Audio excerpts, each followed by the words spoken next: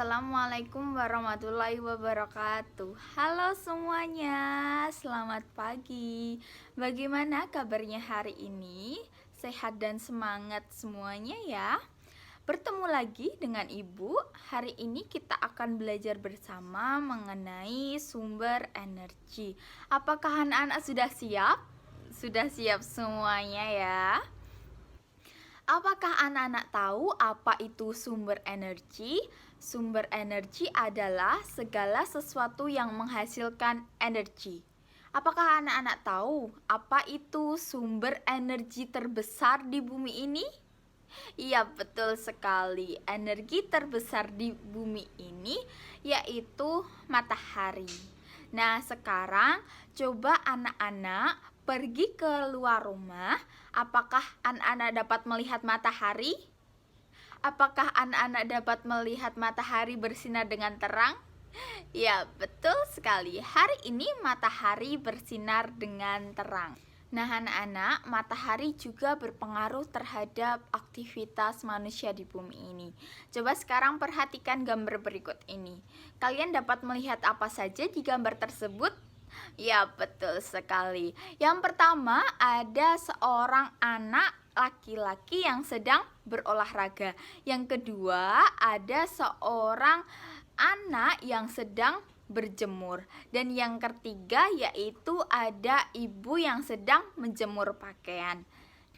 Nah, ketika ibu sedang menjemur pakaian, baju yang dijemur tersebut basah. Ketika ibu menjemur, akan terjadi penguapan zat cair dari baju tersebut. Untuk membuktikan bahwa terjadi penguapan zat cair, anak-anak bisa melakukan percobaan sederhana dengan menggunakan kertas. Nah, untuk langkah-langkahnya berikut ini. Untuk langkah-langkahnya yaitu yang pertama, kalian siapkan 2 buah kertas. Yang kedua, kalian siapkan air bersih. Nah, untuk langkah kerjanya, sekarang coba kalian basahi 2 kertas tersebut. Lalu kalian jemur. Yang pertama, 1 kertas yang pertama coba kalian jemur di tempat yang terik atau di bawah sinar matahari. Nah, yang kedua, coba kalian jemur di tempat yang teduh. Kemudian, coba kalian amati apa yang terjadi pada kertas tersebut. Hasil pengamatan kalian dapat kalian tulis di kolom komentar di bawah ini. Hasil pengamatan kalian nanti juga akan Ibu bahas pada video selanjutnya.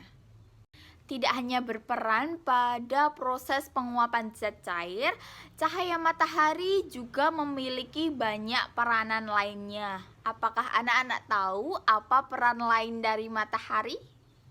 Iya, betul sekali.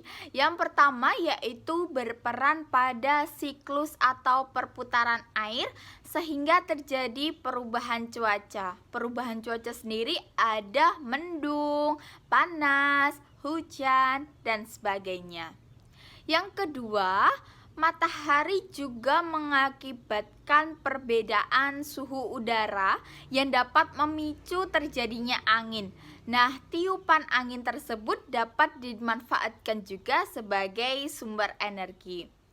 Yang ketiga yaitu panas matahari mengakibatkan air laut menguap, dapat digunakan pada proses pembuatan garam. Selanjutnya dari peran matahari yang lainnya yaitu cahaya dan panas matahari dapat digunakan sebagai sumber energi pada panel surya yang merubah energi cahaya matahari menjadi energi listrik atau biasa kita sebut PLTS atau pembangkit listrik tenaga surya. Cahaya matahari di pagi hari juga membantu proses terjadinya vitamin D yang berguna bagi pertumbuhan tulang pada anak-anak. Berperan juga pada proses fotosintesis sehingga semua tumbuhan baik di darat maupun di laut dapat hidup, berkembang, dan membuat cadangan makanan untuk dikonsumsi hewan dan manusia. Nah, salah satu tumbuhan yang melakukan fotosintesis yaitu tumbuhan jagung. Tumbuhan jagung ini sering dimanfaatkan penduduk Indonesia. Salah satunya yaitu dengan mengolah kemudian menjualnya. Salah satu bentuk pengolahan yang biasa kita temui di kehidupan sehari-hari yaitu ada jagung bakar, kemudian keripik, popcorn, dan lain sebagainya. Tumbuhan jagung ini merupakan salah satu contoh sumber daya alam. Apakah kalian tahu apa itu sumber daya alam?